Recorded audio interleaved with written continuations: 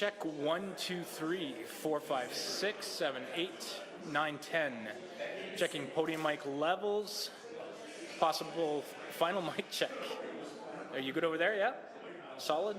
Right on.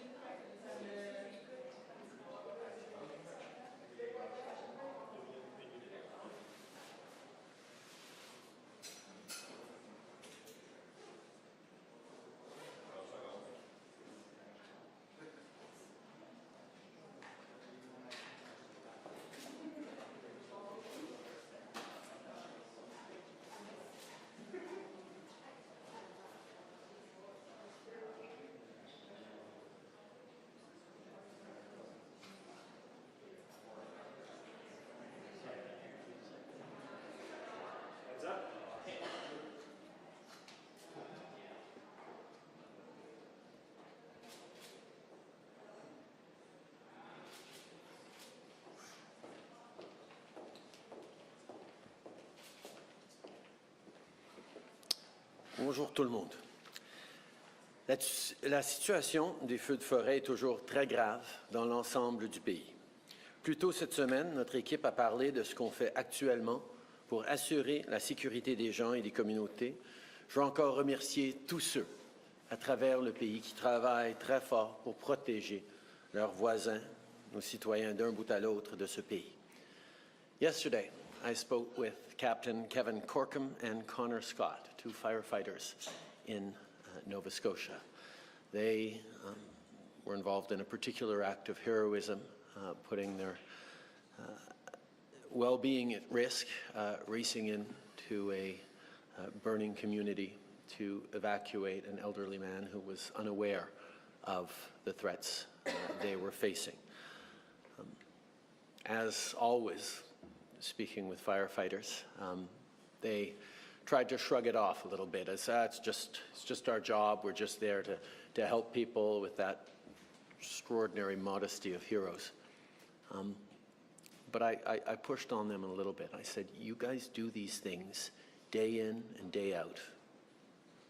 Firefighters are stepping up, first responders are stepping up in harrowing situations to save their fellow citizens. And when we get an opportunity to see the direct impact, and it gets a little bit of coverage and the stories get out, it is all the more important that we be there to say thank you. I actually had a nice moment with Connor where he admitted that when he'd gotten home at the end of the day, he hadn't quite explained in detail the incident and the challenges they were facing. And his partner, who's pregnant with their child, just reading the news was a little bit worried for him. And I think a lot about partners and families of first responders. When I spoke with Kevin, I also spoke with his wife Amanda and Liam, and I want to thank right now all the families of firefighters, of first responders, of CAF members who put themselves in harm's way to protect, serve, and save Canadians from coast to coast to coast. Liam's in grade 4, and I actually asked him if he had any advice for my son, who's going into grade 4 next year, and he said it gets better. It's a little challenging, but not too bad. But having those moments to thank families and engage with the people in the front lines who are showing the very best of Canadians in stepping up is something I think we all need to be taking time to do, to recognize the first responders in our communities, those who are there to keep us all safe, even through the most difficult and devastating of times. In a moment, Minister Anand will speak to the current status of Canadian Armed Forces deployment in Alberta, Nova Scotia, and Quebec. There are hundreds of Armed Forces members now deployed. Additionally, the CAF is helping with everything from delivering food and supplies to people in Mingani, Quebec, to providing logistics support for water bombers at CFB Greenwood. Des centaines de membres des Forces armées canadiennes sont actuellement déployés. Ces déploiements s'ajoutent au soutien apporté aux pompiers et à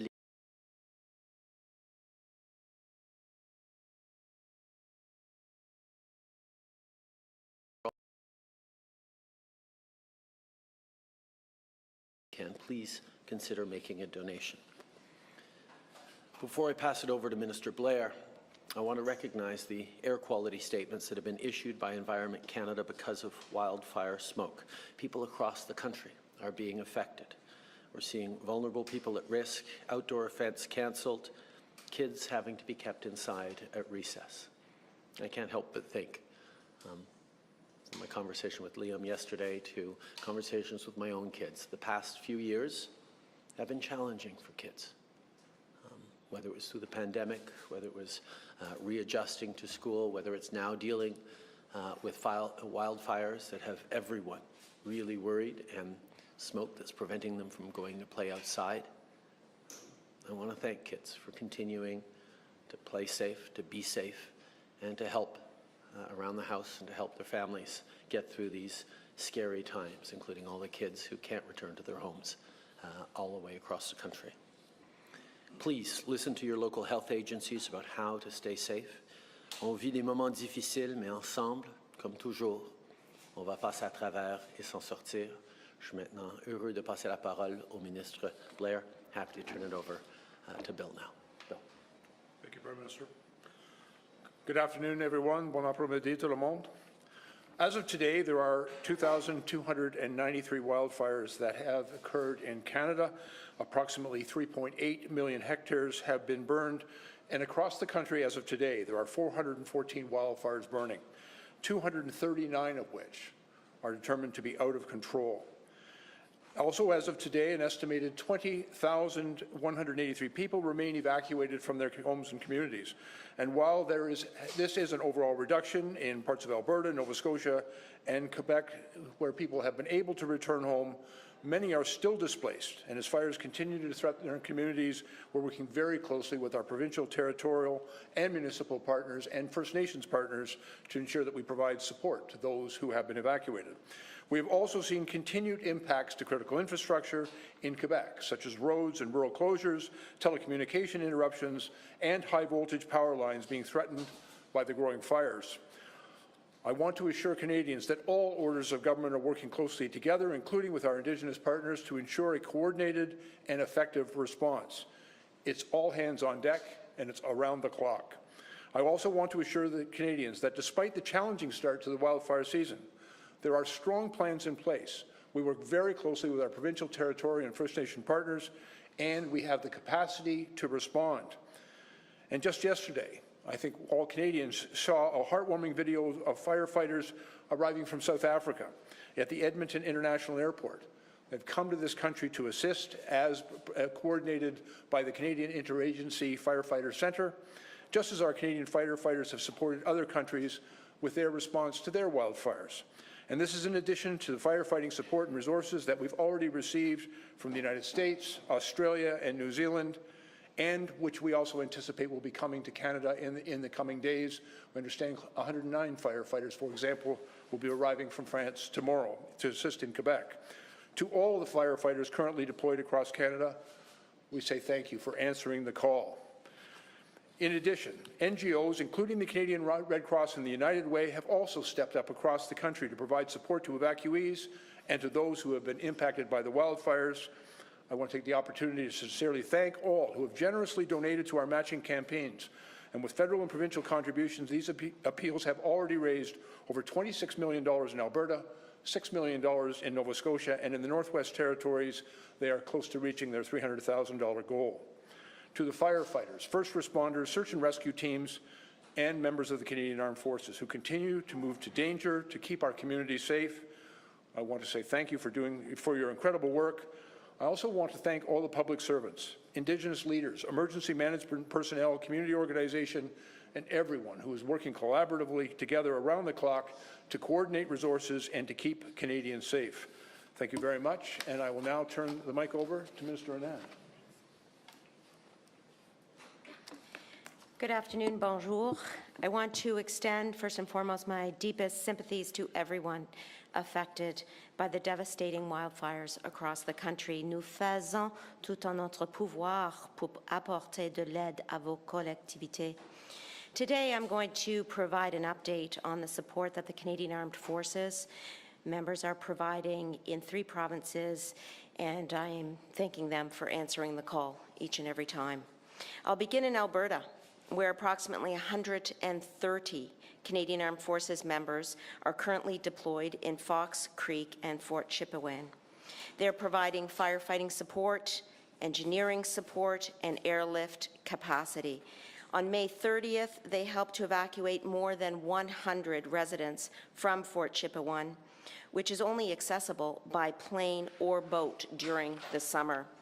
And on June 1st, 5 transported to Fort Chipewyan by CC-130J Hercules aircraft to assist with wildfire response efforts. Now, in Nova Scotia, Canadian Armed Forces members are providing support, helping to prevent fires from spreading. An immediate response unit of approximately 100 soldiers from 2nd Battalion, the Royal Canadian Regiment, has completed firefighting training and is ready to deploy as soon as tasks have been identified for them. 14-wing CFB Greenwood also provided a civilian company with accommodations, ramp space, fuel stock, and other logistics for their CL-415 water bombers and PC-12 observation aircraft. Au Québec, les membres des Forces armées canadiennes apporteront du soutien sous la forme suivante: du personnel et des ressources pour exécuter des tâches principales de lutte contre les incendies, un appui à la planification et à la coordination, du transport aérien aux fins de mobilité et de réalisation de tâches liées à la logistique. Environ 300 membres des Forces armées canadiennes participent à un déploiement à cette île.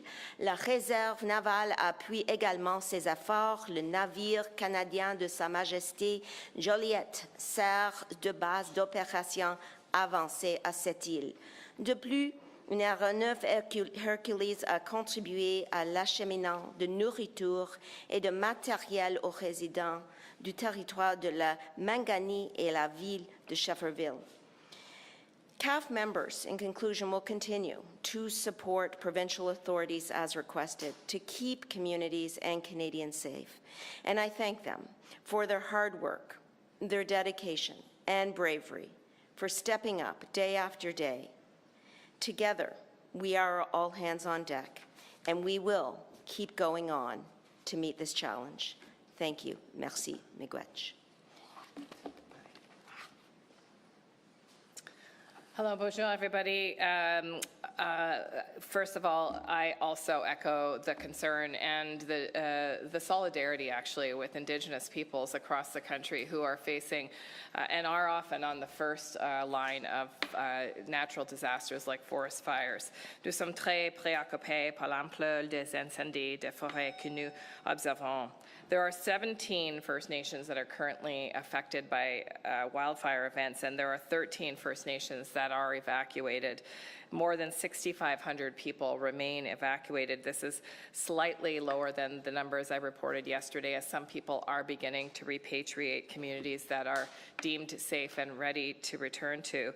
It is the safety of people that's the first priority and preoccupation of the chiefs that I've spoken with. Indeed, people are working incredibly hard to make sure that people are moved to safety, not just from the effects of the fire itself, but certainly the incredible health risk of being exposed to the degree of smoke that folks are facing in communities. Some communities are evacuating as a result of the incredible health risks to people that are already vulnerable and living with a number of health conditions. Chiefs like Chief Takaro of Mikisew First Nation spoke about critical infrastructure that they're losing, including hunting cabins on the land, critical to communities' livelihood and self-determination in terms of food security. Chief Martel of Katlodichi First Nation toured her devastated community with critical infrastructure, housing, administrative offices that have been lost, and had to break the news to the families that were evacuated that everything that they loved was gone overnight. And of course, we've seen chiefs and councils and Indigenous first responders rolling up their sleeves and working diligently to try to protect communities, and of course, with the first priority being to protect lives and make sure people are moved to safety.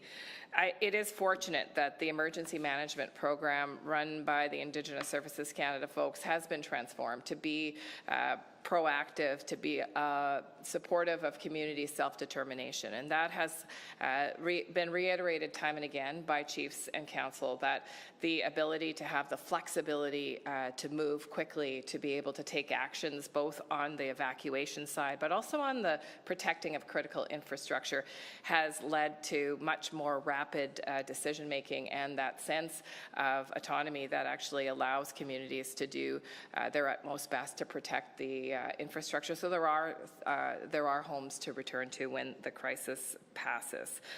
We know that First Nations continue to be on the front line of climate change. Communities are not only devastated from the effects of wildfires in their own communities, but also many are surrounded by forests that provide the economy that many members work in. And so we'll be with communities as they begin that hard work of assessing what it will take to rebuild in the cases cases of communities that have damaged infrastructure. We'll be there to support communities as they help their members in extraordinarily difficult evacuee situations. And of course, we'll be there to help support with the rebuild efforts. This is an emergency and it is all hands on deck. And I'm very pleased to be able to support chiefs and communities with the tools they need for the self-determination that helps them move that quickly. Thank you.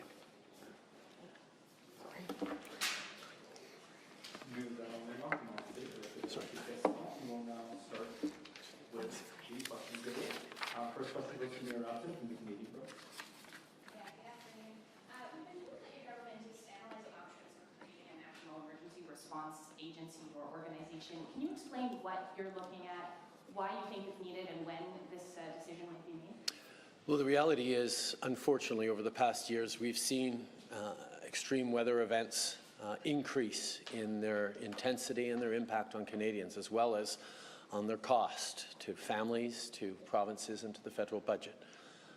We have, over the past years, seen atmospheric rivers in BC causing devastating floods. We've seen Hurricane Fiona hit harder than hurricanes in recent memory last year, and this year, the worst wildfire season we've ever had right across the country. So we need to continue to adjust and adapt to what we're doing. The Canadian Integrated Firefighting Agency was created back in 1982. It has seen many improvements and increases since, but we need to continue to make sure we are doing everything possible to both keep Canadians safe when these extreme weather events hit, but also make sure we're doing everything we can to predict, protect, and act ahead of more of these events coming. So we continue to discuss and look at new mechanisms and new ways of doing that, but I'll turn it over to Bill for more precise updates on where our thinking is. Thank you, Prime Minister. The primary response to respond to these types of events, wildfires and flooding, rests with the provinces and territories across the country. And we work very closely in collaboration with them. Our Government Operations Centre is in daily and hourly contact with the provincial emergency operations centres across the country.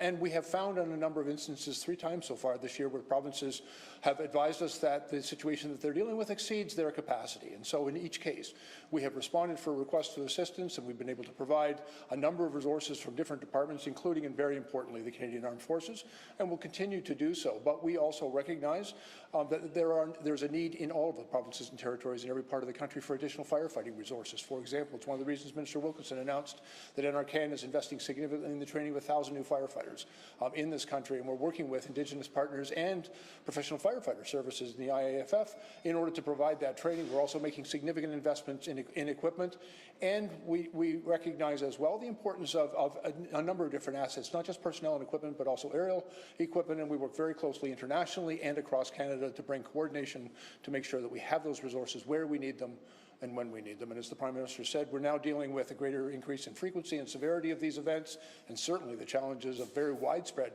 wildfire right across Canada has really called upon us to be very agile in the way in which we respond and deploy those assets. And for example, water bombers that were previously deployed in Nova Scotia, when they weren't able to be used in Nova Scotia because of weather and smoke conditions, have now been redeployed into Quebec. And we're still working with our international partners. We've got conversations going on with our American colleagues in particular, but also right across the country to make sure that we have those assets and resources when and where we need them. We'll also learn from these events. And if there is an opportunity to be more agile, more adept, more responsive to the needs of communities right across Canada, we're going to find ways to do it. Shifting gears a little bit, Meta has said that it's going to block news on Facebook and Instagram if C-18 passes. What's the point of the bill if the news is simply just blocked? And are you willing to sit down with them and try and find a compromise? The various internet giants like Meta are posting every year record profits, while at the same time, local independent news is struggling across this country. We know Canadians rely on thoughtful, independent news sources to keep them apprised of what's going on in their communities and indeed around them in the world. The fact that these internet giants would rather cut off Canadians' access to local news than pay their fair share is a real problem. And now they're resorting to bullying tactics to try and get their way. It's not going to work. Canadians know how important news is, and access to quality local journalism particularly is essential for not just the well-being of their communities, for the well-being of our democracy. We will continue to make sure that these incredibly profitable corporations contribute to strengthening our democracy, not weakening it. Prime Minister, hi, Tony McCharles of the Toronto Star. On David Johnston's testimony yesterday at the committee, it exposed what many non-political observers say are gaps in his work, such as not having spoken to MP Hendon or the main watchdog of Canada's elections. He said he only looked at a small portion of the ocean of documents. So notwithstanding the fact that he's got hearings to come, does any of what you heard on the substance yesterday give you pause or reason for concern that the job you wanted done isn't getting done and that public confidence is being further eroded? On the contrary, Mr. Johnston is fulfilling the terms of the mandate and the questions posed to him. He and his team went through thousands upon thousands of documents, interviewed and questioned numerous people, from the top officials to politicians to people involved in this, to be able to put out a very thoughtful and responsible report. I can understand that certain members of the opposition and opposition leaders are choosing to criticize Mr. Johnston personally rather than actually criticize the report, and indeed are refusing to get read into the facts underlying those conclusions of the report, which are matters of national security, but offering, as CSIS has, briefings to the leaders so that they can take this issue of foreign interference as seriously as it deserves to be taken, seems an elementary step in tackling the issue of foreign interference from all perspectives. Unfortunately, the leader of the Conservative Party and the Bloc have refused to actually learn the facts and draw on the core intelligence upon which the conclusions in the former Governor General's report are being drawn, which leaves them free to make baseless personal attacks without being hindered by the actual facts of the matter. But that's not the kind of leadership, either responsible or serious leadership, that Canadians deserve on such an important issue. Do you want to do that in French? For my colleagues. I'm always happy to do it in French. Well, I will do it in French then. It's just not the way it's usually framed. I always want to answer it in French. I'm trying to save a question for the reporters is all. Okay, bravo. Ce qui préoccupe les Canadiens, c'est que l'ingérence étrangère continue d'être une réalité. Ça fait plusieurs années qu'on a pris des mesures, qu'on les a mis en place pour protéger nos institutions, notre démocratie, nos citoyens, particulièrement des communautés de la diaspora, d'ingérence étrangère. Et on a demandé à l'ancien gouverneur général de regarder attentivement tout ce qui est en train d'être fait et tout ce qui a été fait pour contrer l'ingérence étrangère. Il a interviewé nombreux experts et gens dans la fonction publique et de politiciens. Il a regardé des milliers de pages de documents pour pouvoir mettre de l'avant son rapport.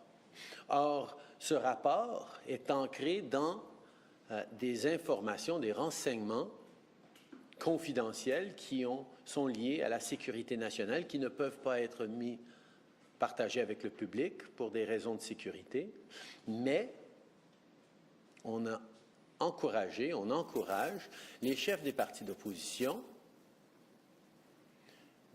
d'accepter des briefings de haut niveau pour pouvoir comprendre le fond des choses, pour pouvoir entendre directement les faits liées à l'ingérence étrangère, pour mieux informer les débats importants et sérieux qui doivent être pris sur comment on va protéger notre démocratie. Or, le chef du Bloc, le chef du Parti conservateur, refuse carrément de s'informer sur ce qui se passe au niveau de l'ingérence. Il préfère faire des attaques personnelles contre l'ancien gouverneur général, des attaques partisanes contre tout le monde, plutôt que d'être responsable ou sérieux dans l'approche sur une question qui est très sérieuse pour tous les Canadiens. On the transfer of convicted murderer and rapist Paul Bernardo to medium security, will you compel the Corrections Commissioner to publicly release the reasoning behind the initial decision and the rationale that any review uncovers? And if not, how do you explain to Canadians that his privacy trumps their right to an explanation? Like so many Canadians, I was extremely shocked to see news of this transfer. That's why we've asked the Minister of Public Safety to follow up with Corrections Canada, to ask for more information and to look at what can be shared with Canadians, and the Minister is doing that work. Prochaine question. Émile Bergeron, La Presse canadienne. Je reviens au feu de forêt. On sait que notre flotte d'avions citernes au Canada, malheureusement, est insuffisante et désuète avec l'année exceptionnelle qu'on a et ce que les experts prévoient pour la suite des choses. Maintenant qu'on le sait, là, il y a le programme aussi d'avions citernes plus modernes là, que Bombardier a vendu à Viking Air. Par contre, ces avions plus modernes-là, les premiers modèles, ils vont être prévus, la construction des premiers modèles, si les provinces canadiennes en demandent, elles ne pourront pas, la construction ne pourra pas débuter avant 2030 parce que les premiers modèles sont destinés par exemple à d'autres pays comme la France. Donc, est-ce que vous trouvez ça acceptable dans le contexte actuel que la construction pour des avions citernes au Canada commencerait aussi tard et qu'est-ce que votre gouvernement peut faire, va faire pour accélérer ça? Tout d'abord, dans la situation immédiate, on est en train de tout faire pour s'assurer qu'on ait les ressources, que ce soit les pompiers, que ce soit le matériel, que ce soit le transport nécessaire ou les avions citernes nécessaires pour répondre aux urgences à travers le pays.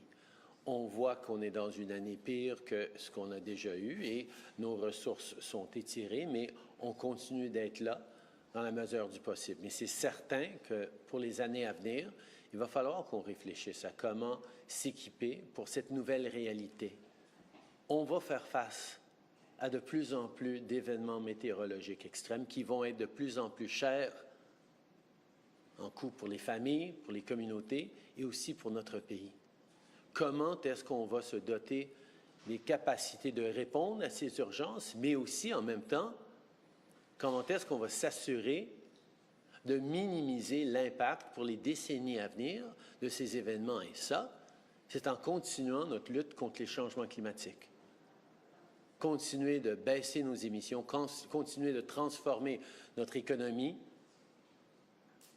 de façon à créer des bons emplois et protéger les générations futures. C'est toutes des conversations que nous sommes en train d'avoir et nous allons faire des suivis sur les besoins projetés pour les années à venir d'équipements comme les avions citernes. Le gouvernement du Québec dit maintenant que du côté de la Sot-Feu, la tendance là, pour que cette année-ci soit la pire depuis 1991, on l'a déjà dépassée. Au niveau du Canada, les chances que ça arrive à l'échelle du Canada s'agrandissent de jour en jour, d'heure en heure. Alors, êtes-vous aussi confiant que lundi, au niveau des capacités des Forces armées canadiennes, quelles sont les dernières informations que vous avez eues et comment ça avance pour le plan de contingence? Comme j'ai dit, nous avons, selon nos projections, assez de ressources pour pouvoir contrer ces feux de forêt, même avec les prévisions pour le reste de l'été. Mais ça me permet aussi de prendre un moment pour remercier les centaines de pompiers venant des États-Unis qui sont là en train de travailler, nos collègues, nos amis de d'Australie, de Nouvelle-Zélande, de la France, les Sud-Africains qui viennent d'arriver et d'autres pays qui sont là pour aider en même temps. Nous savons que c'est une réalité de plus en plus à travers la planète. Quand il y a eu des feux en Australie ou il y a eu des feux ailleurs, les Canadiens envoient leurs ressources. C'est une chose sur laquelle ça fait du bien d'avoir des amis, des alliés qui sont en train de travailler avec nous. Comme nous, on va travailler avec eux pendant des moments difficiles pour eux, moins difficiles pour nous. Mais on va continuer de regarder pour s'assurer qu'on sera là tout pendant l'été pour répondre aux besoins à travers le pays. Merci, c'est tout le temps que le gouvernement pour les questions aujourd'hui. Le ministre va rester pour un autre 10 minutes. Merci tout le monde.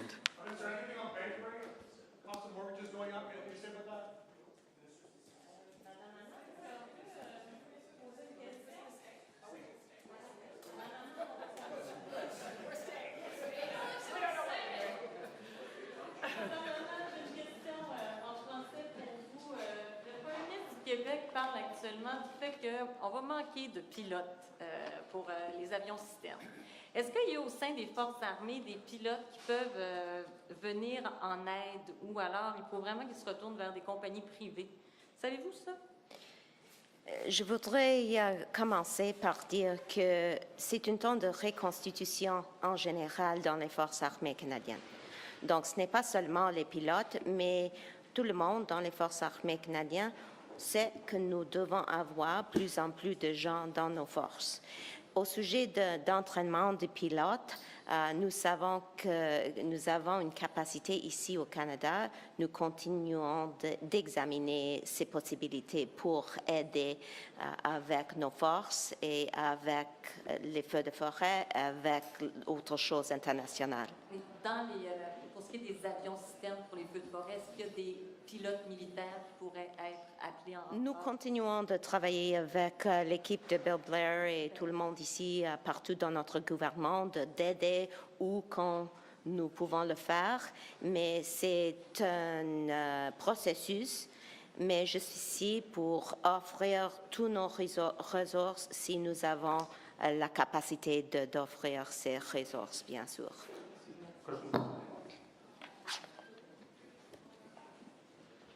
Hi, my question would be for you, Mr. Blair. Just wanted to know, have we reached the point where we have the worst year now? In terms of wildfire? I think certainly we're off to a very, very difficult start, and the amount of hectares that have been burnt in this country exceed recent memory in our records. And so, yes, in that context, I think it has been the worst year, although we've been very fortunate so far this year. There's been no loss of life. There has been what we call wildfire interface, where it's impacted on communities and people have had to be evacuated.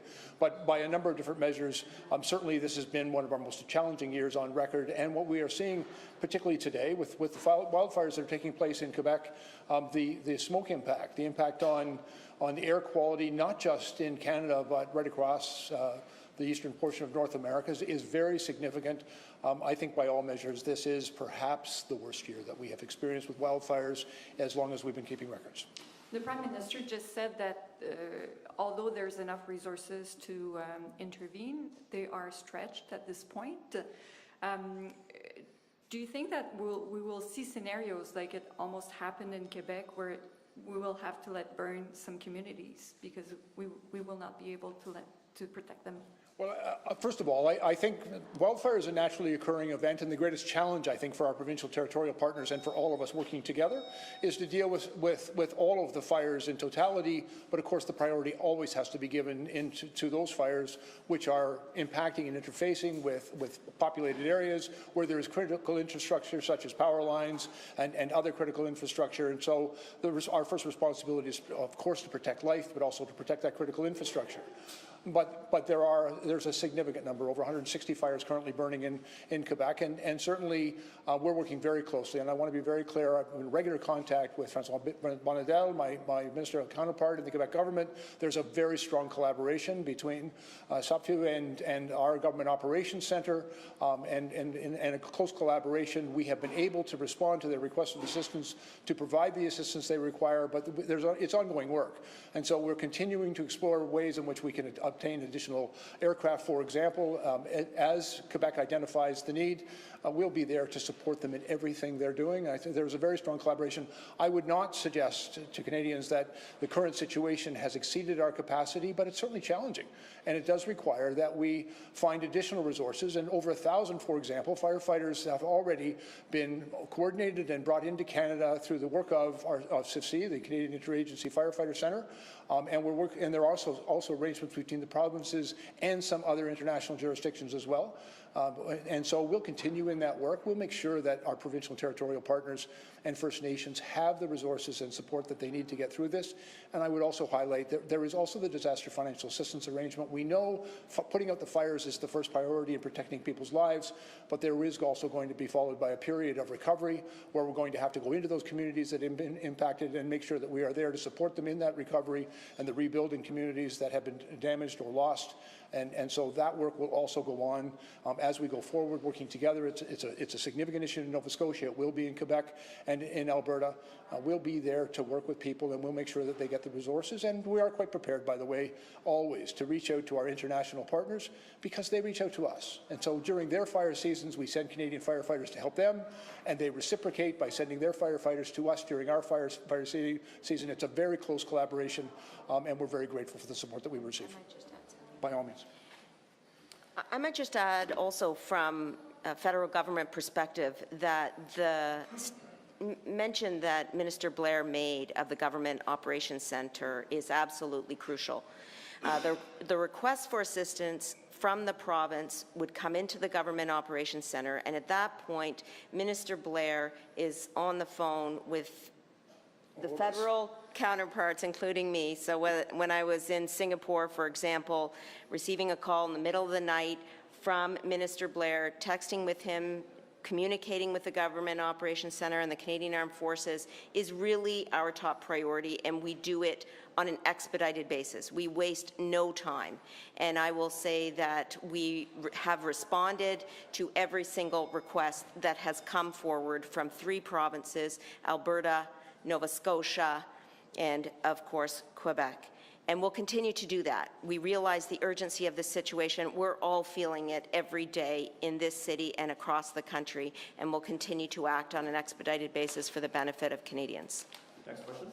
Yeah, Ms. Blair, I know you've studied National Flood Insurance Program and the parameters of that.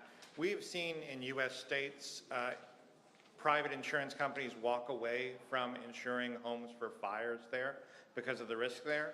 Are you concerned about that potentially spreading to Canada? Well, certainly we watch with concern because I think you're referencing in California, a number of insurance companies, some of the larger ones have announced that they're not going to be providing that availability in that jurisdiction. We've talked very closely, we work very closely with the Insurance Bureau of Canada, with the Brokers Association, and with our large insurance companies. We have been assured that no one is contemplating that at this time. The vast majority of homes that have been destroyed in the fires, and there are several hundred that have actually been impacted by that, they will have home insurance policies which will include fire protection. And so for those who have lost their homes, that is available to them, and I would urge them to work very closely with their insurance companies. We will as well. And where a damage is uninsurable or to critical infrastructure in the communities, the federal government will also be there to backstop the need for that, investing in that rebuild. But right now, I want to assure Canadians that we've received assurances from the Canadian insurance industry that at this time there is no contemplation of withdrawing the availability of fire insurance for residents. Minister Anand, last year, I believe it was, General Eyre raised concerns about the Canadian military being stretched on disaster response when it is having recruitment challenges and when, of course, we also have wars in Europe and other calamities around the world. Are you concerned this fire season that you were starting to hit that point where the Canadian forces are being stretched? Well, I want to start by saying that across the country, we have what are known as IRUs, Incident Response Units, and they are standing ready at all times to respond to any type of disaster, natural disaster. So in Hurricane Fiona, in the floods in British Columbia, in the forest fires across this country, it's the incident response units that are, immediate response units, that are activated. And they're always ready to help. and it is our top priority to be responding to issues that threaten the safety and health of Canadians. So those immediate response units are always in place, and they're always staffed up, and they're always ready to assist.